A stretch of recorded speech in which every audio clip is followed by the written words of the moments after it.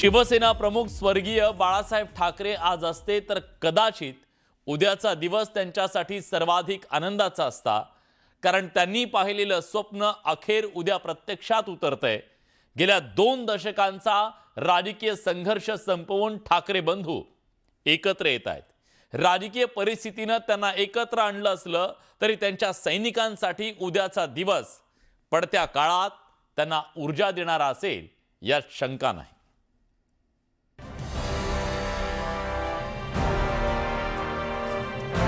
हे महाराष्ट्राच्या जनतेच्या मनात होईल। ठाकरे बंधूंच्या युतीचा मुहूर्त ठरला। बुधवारी युतीची होणार घोषणा। राजकीय पटलावर ठाकरेंची एकी। आज एकच निर्णय घेऊन उठायचे आपल्याला, एकच निर्णय की कोणी काही केलं तरी मात्र आम्ही आणि आमच्या रक्तामध्ये सळसळणारा भगवा रंग कधी कुठे फिका पडू देणार। ज्या क्षणाची दोन्ही ठाकरे बंधूंचे सैनिक वाट पाहत होते तो क्षण आता जवळ आलाय। उद्धव आणि राज ठाकरे बंधूंचे पक्ष राजकीय पटलावर युतीची घोषणा करणार आहेत। तारीख 24 डिसेंबर 2025, वार बुधवार, वेळ दुपारी 12 वाजता।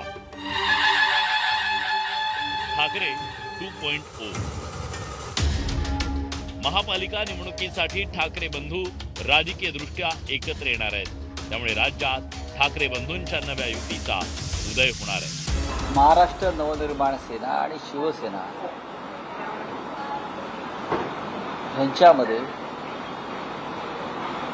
मुंबई आणि इतर महानगरपालिका निवडणूक युती होते। उद्धव आणि राज ठाकरे या बंधूंच्या उपस्थितीत या युतीची घोषणा केली जाणार आहे। या नव्या राजकीय समीकरणावरून आता राजकीय वर्तुळात चर्चेला उधाण आलंय। युती तर झालेलीच आहे, होण्याच्याच मार्गावर आहे। ऑफिशियली त्याची घोषणा सन्माननीय राजसाहेब योग्य वेळी करतील। मुंबईत ठाणे, कल्याण, डोंबिवली, मीरा भाईंदर, नाशिक, पुणे, छत्रपती संभाजीनगर या महापालिकांमध्ये दोन्ही ठाकरे बंधू एकत्र लढणार असल्याचं बोललं जात आहे। या क्षणी जी चर्चा करतोय ती मुंबई, ठाणे, कल्याण डोंबिवली, नवी मुंबई, मीरा भाईंदर, नाशिक आणि पुणे या प्रमुख महानगरपालिकांमध्ये नक्कीच आम्ही एकत्रित लढण्याचा निर्णय घेतलेला आहे।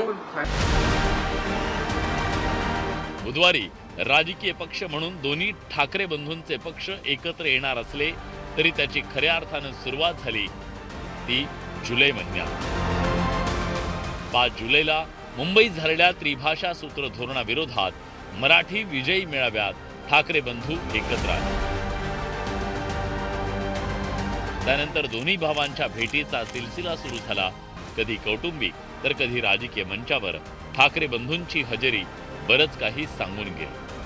शिवसेना म्हणजे आता राज मी तुला माझ्या सोबतच घेतो, कारण आपण तेव्हा एकत्रच होतो, आता सुद्धा पुढे एकत्र चाललेलो आहोत। म्हणजे आम्ही एकत्र येणार, आल्यानंतर निवडणुकीपर्यंत एकत्र राहतील का?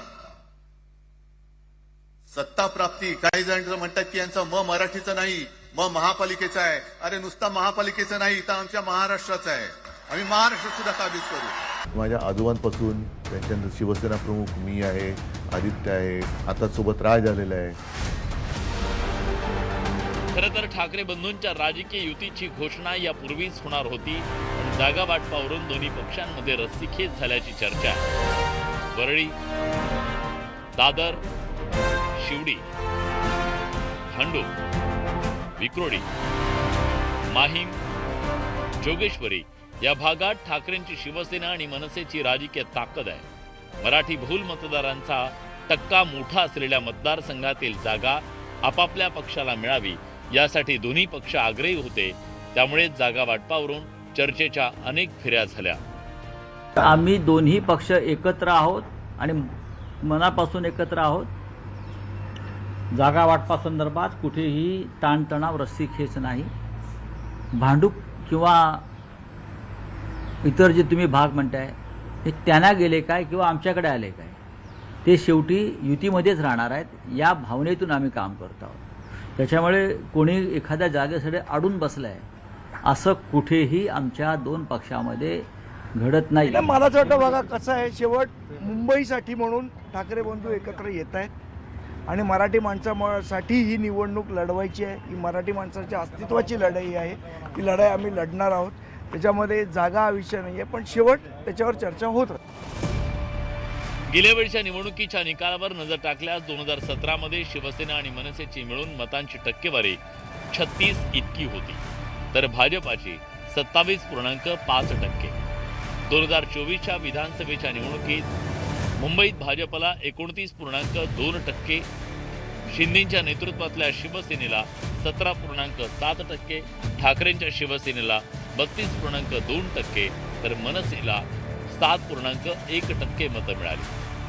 त्यामुळे राज ठाकरे आणि उद्धव ठाकरे महानगरपालिकेच्या निवडणुकीसाठी एकत्र आल्यानं त्यांची एकत्रित मतांची टक्केवारी 30%च्या पुढे जाण्याची शक्यता आहे.